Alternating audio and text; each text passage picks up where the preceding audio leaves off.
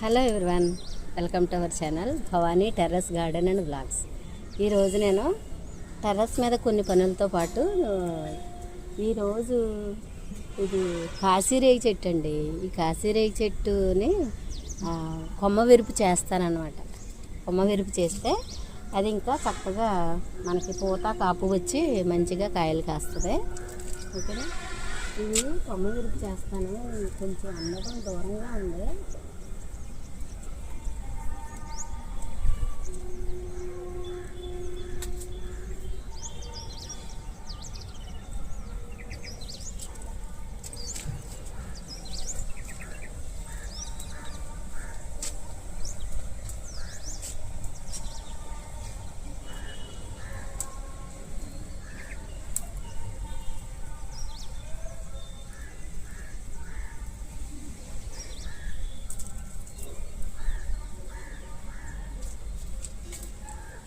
ఇవి కాస్త ముళ్ళు ఉంటాయి కదండి, జాగ్రత్తగా విరవాలి.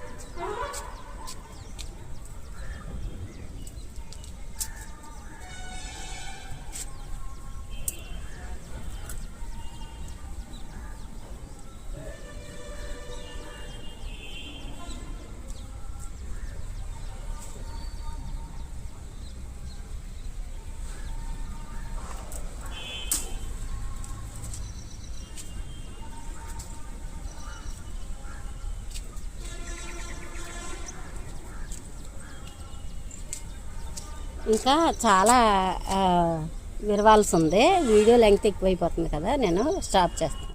చెట్టు కదా, ఈ చుట్టూ ఉన్నవన్నీ కూడా ఎంత మంచి మొక్కలైనా మనం తీసేసి పడేయాల్సిందే. ఒకవేళ మనకి ఆకుకూరలు అనుకోండి ఇంట్లో ఉపయోగించుకుంటాం, మరీ పనికిరాని మొక్కలు అనుకోండి అవి తీసేసి ఇలాగా డస్ట్బిన్లో అంటే మన కంపోస్ట్ బిన్లో వేసేస్తాం అన్నమాట. అన్నీ తీసేసి పడేస్తాం. ఒకవేళ దీనిలో వేసేసినా పర్లేదండి, ఎందుకంటే రెగ్యులర్గా మనం వాటరింగ్ చేస్తాం కాబట్టి దానిలో ఖచ్చితంగా కంపోస్ట్ అయిపోద్ది.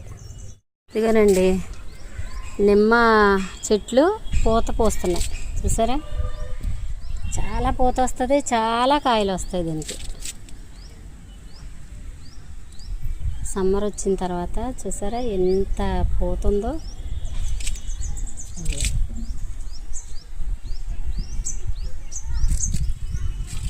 ఎంత పుల్లగా ఉంటాయోనండి, చిన్న సైజే కాయలు కానీ చాలా పుల్లగా ఉంటాయి ఇవి.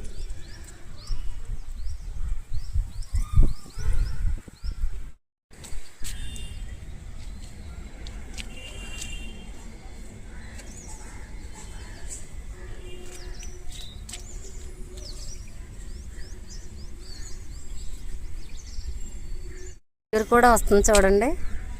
ఈరోజు చింత చిగురు హార్వెస్ట్ చేస్తాను. చూడండి, 2 పూలు వేసినాయి, ఇంకా చాలా మగ్గులు ఉన్నాయి. అయ్యో,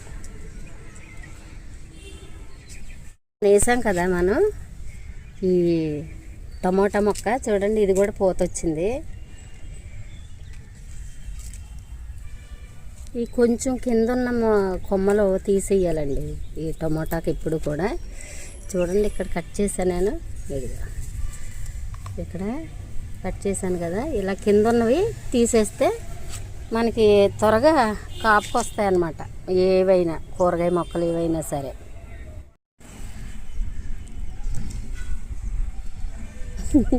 గులాబీలు పూస్తే నాకు ఎంతో ఆనందం అండి.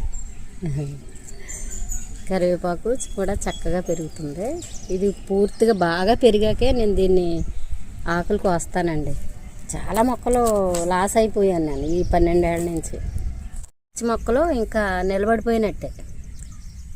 వీటికి మనం కాస్త బలం ఇస్తూ ఉండి వాటరింగ్ చేస్తూ ఉంటే ఇంకా చక్కగా మనకి కాయలు కాస్తాయి. విత్తనాలు ఇలా వస్తాయి అన్నమాట.